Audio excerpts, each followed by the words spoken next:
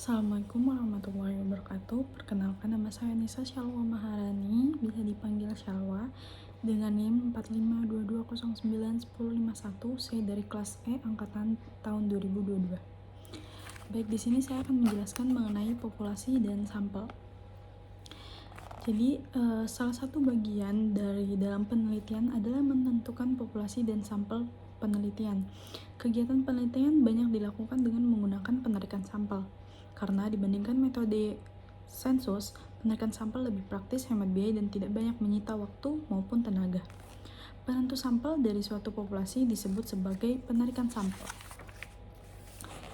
Kemudian, setiap penelitian ilmiah berhadapan dengan masalah sumber data yang disebut populasi dan sampel. Sumber data tidak tepat mengakibatkan data yang terkumpul menjadi tidak relevansi, yang dapat menimbulkan kekeliruan dalam menarik kesimpulan. Penelitian mempergunakan populasi dan sampel yang keliru tidak banyak artinya bagi pemecahan masalah yang dihadapi. Bahkan akan menimbulkan masalah-masalah baru yang dipergunakan dalam melakukan tindakan praktis. Maka, persoalan populasi dan sampel dalam suatu penelitian bukan suatu persoalan yang remeh. Bila mana diharapkan memperoleh hasil yang valid, untuk itu pentingnya untuk dikaji permasalahan ini sebagai upaya untuk mendapatkan pemahaman yang komprehensif tentang populasi dan sampel penelitian serta tujuannya dalam upaya mendapatkan hasil penelitian yang dapat dipercaya. Kemudian, adapun pengertian dari populasi. Kata populasi ini berasal dari bahasa Inggris yaitu population, yang berarti jumlah penduduk. Di dalam Kamus Besar Bahasa Indonesia, populasi berarti seluruh jumlah orang atau penduduk di suatu daerah. Jumlah orang atau pribadi yang mempunyai ciri-ciri yang sama, jumlah penghuni baik manusia maupun makhluk hidup lainnya pada suatu ruang tertentu. Populasi dalam istilah statistik khususnya yang berkenaan dengan penelitian adalah keseluruhan subjek penelitian. Kemudian, populasi dalam penelitian harus disebutkan secara tersurat yang berkenaan dengan besarnya anggota populasi serta penelitian yang dicakup. Tujuan diadakannya yaitu ialah agar dapat ditentukan besarnya anggota sampel yang diambil dan anggota populasi dan membatasi berlakunya daerah generalisasi. Kemudian, populasi merupakan suatu universe, yakni wilayah generalisasi yang terdiri atas subjek atau objek yang mempunyai kuantitasi dan karakteristik tertentu yang ditetapkan oleh peneliti untuk dipelajari dan kemudian ditarik kesimpulannya. Populasi tidak hanya berupa orang, tetapi bisa juga berupa benda yang lainnya. Kemudian ada beberapa pendapat ahli tentang pengertian populasi, yaitu adalah yang pertama, populasi berasal dari kata bahasa Inggris population yang berarti jumlah penduduk. Populasi adalah wilayah generalisasi yang terdiri atas objek atau subjek yang mempunyai kualitas serta karakteristik tertentu yang ditetapkan oleh peneliti untuk dipelajari dan kemudian ditarik kesimpulannya. Kemudian, adapun Ridwan mengatakan bahwa populasi adalah keseluruhan dari karakteristik atau unit hasil pengukuran menjadi objek penelitian. Kemudian, adapun menurut Margono, populasi adalah seluruh data yang menjadi perhatian kita dalam suatu ruang lingkup dan waktu yang kita tentukan. Kemudian, adapun jenis-jenis populasi. Kalau populasi dilihat dari penentuan sumber data, populasi dapat dibedakan menjadi beberapa sebagai berikut, yaitu yang pertama, populasi terbatas, yaitu populasi yang memiliki sumber yang jelas batas-batasannya secara kuantitatif. Kemudian yaitu ada populasi tak terhingga, yaitu populasi yang memiliki sumber daya yang tidak dapat ditentukan batas-batasnya secara kuantitatif.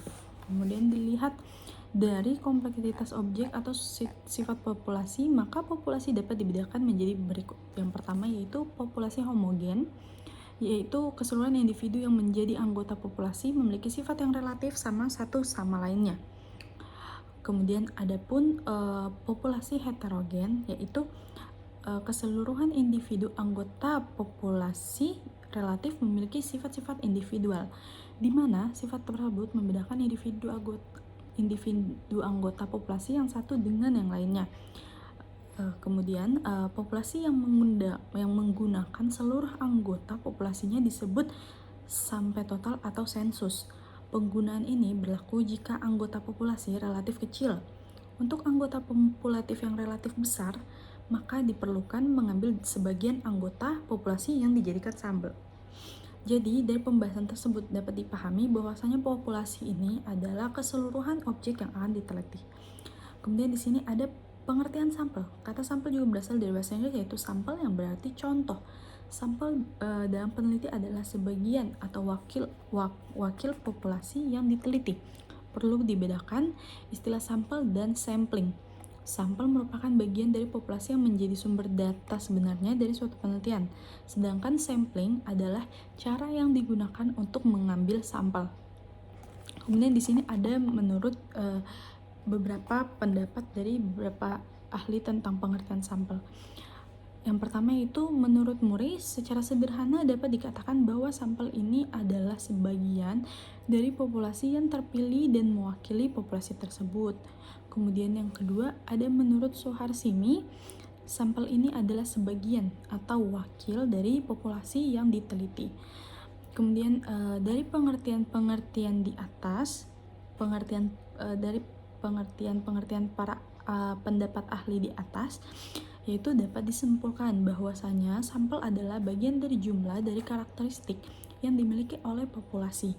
Bila populasinya besar dan peneliti tidak mungkin mempelajari semua yang ada pada populasi, misalnya karena keterbatasan dana, tenaga, dan waktu, maka peneliti dapat menggunakan sampel yang diambil dari populasi itu. Kesimpulannya akan diberlakukan untuk populasi.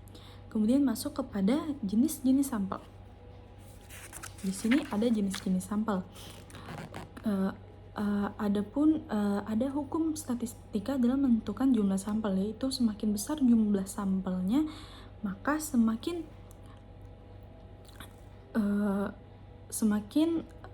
menggambarkan keadaan populasi. Walaupun ukurannya besar, sampel bukanlah pertimbangan satu-satunya untuk bisa menjamin ketetapan dan keakuratan inferensi. Representatif tidaknya sampel berdasarkan sifat atau ciri dari populasinya, tetapi merupakan pertimbangan terpenting dalam memilih sampel. Sampel yang besar akan tapi kurang mempertimbangkan representasinya, sifat-sifat atau ciri-ciri populasinya akan sangat mungkin melahirkan. Kemudian selain berdasarkan ketentuan di atas, perlu pula penentuan jumlah sampel dikaji dari karakteristik populasi. Bila populasi ini bersifat homogen, tidak dituntut sampel yang jumlahnya besar, misalnya saja dalam pemeriksaan golongan darah. Walaupun pemakaian jumlah sampel yang besar sangat dianjurkan dengan pertimbangan adanya berbagai keterbatasan pada peneliti, sehingga peneliti berusaha mengambil sampel minimal dengan syarat dan aturan statistika tetap terpenuhi sebagaimana dianjurkan oleh Isaac dan Michael. Dengan menggunakan rumus tertentu, Isaac dan Michael memberikan hasil akhir jumlah sampel terhadap jumlah populasi antara 10 hingga mencapai 100.000.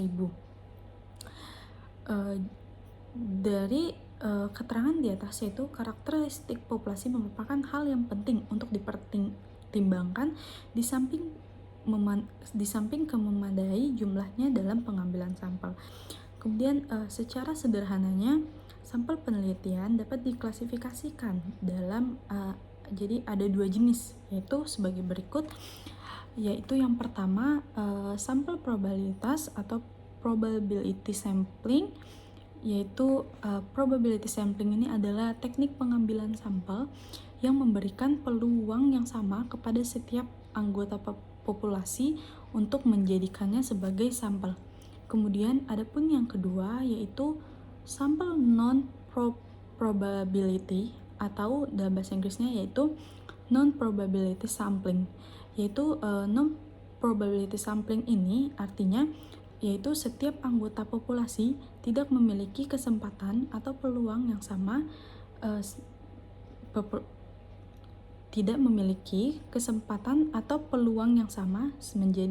sebagai sebuah sampel. Mungkin cukup sekian penjelasan dari saya mengenai tentang populasi dan sampel. Kurang lebihnya mohon dimaafkan. Assalamualaikum warahmatullahi wabarakatuh. Saya ucapkan terima kasih.